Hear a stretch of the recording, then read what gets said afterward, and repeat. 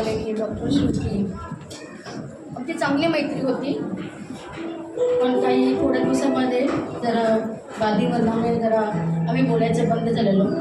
पण पास्टरांनी सांगितलं की मनामध्ये कोणाचा क्षमा करा म्हणून. तरी मी सतत म्हणजे मी असे झुरत होते आणि मला त्याचा खूप त्रास होत होता.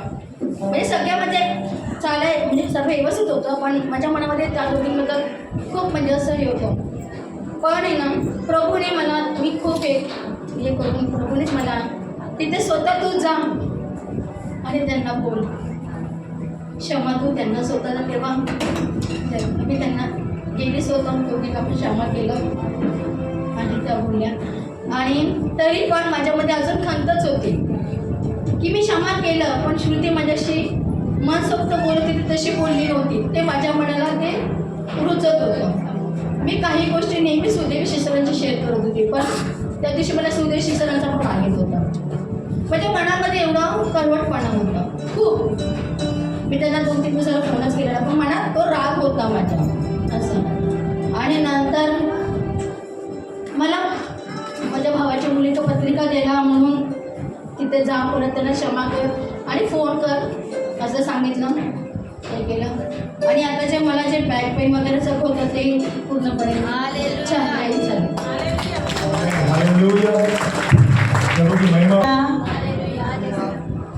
आता आम्ही एक प्रेयर अटेंड केलं होतं फेब्रुवारी 25 मार्चला घाटकोपर. तिथे प्रेयर करताना अचानकमध्ये तिथं चंगाईसाठी गेले होते, पण इतकं प्रेयर केलेलं चांगल्या रीतीने, तरी पण माझा पाय माझा गुडघा तेव्हापासून जे धरला होता त्रास जो होता आतापर्यंत होता तो. आणि ते आतासुद्धा नी कॅप लावलेलेच आहे मी. तर काय झालं, त्या दिवशी आहे ना रिक्षा भेटण्याचा मी विचार करत होते. बापरे, माझ्या पायाला आता कसं करू, मी कसं चालत जाऊ तेवढे लांब, रिक्षा कसं मला भेटेल असं मी विचार केलं होतं. त्याच दिवशी परमेश्वरांनी रिक्षावाल्याला माझ्याजवळ पाठवलं. तिथेच हॉलच्या समोर त्यांनी काय केलं, त्या रिक्षावाल्यांनी म्हणाले बसा बसा. आम्ही 4 जण होतो, पण विद्याला मी कसं घेऊ आता. ऑलरेडी अजून एक माणूस होता, म्हणजे 5 जण. तर विद्या म्हणाले मी चालत जाईन, तुम्ही जावा लांब. मग रिक्षावाल्यांनी इथपर्यंत हॉलिडे इनपर्यंत सोडला, 1 रुपये पण घेतला नाही. म्हणजे परमेश्वराला धन्यवाद, रिक्षा पण मिळाली.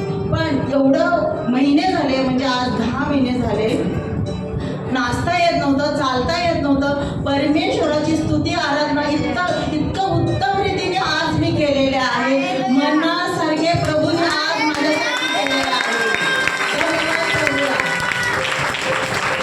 आणि त्याच्या अगोदर पहिलाच आठवडा संडे होता. त्या दिवशी परमेश्वराचं प्रार्थना ब्रदरनी केलं होतं की ज्यांचे गुडघे बसता येत नाही, उठता येत नाही, त्यांच्यासाठी मी प्रेयर करतो, कोण चंगे झाले सांगा.